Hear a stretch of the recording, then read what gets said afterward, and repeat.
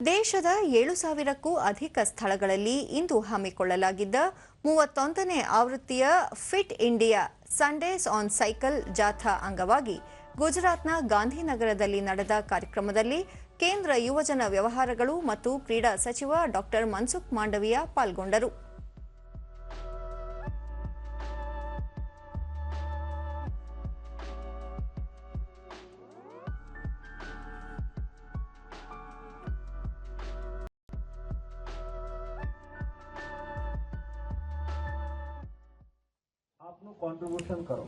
ಸಾವಿರಾರು ಜನ ಪಾಲ್ಗೊಂಡಿದ್ದ ಸೈಕಲ್ ಜಾಥಾ ನೇತೃತ್ವ ವಹಿಸಿದ್ದ ಅವರು ಫಿಟ್ ಇಂಡಿಯಾ ಅಭಿಯಾನವನ್ನು ಯಶಸ್ವಿಗೊಳಿಸಲು ಯುವಜನರು ಮುಂದಾಗಬೇಕು ಎಂದು ತಿಳಿಸಿದರು.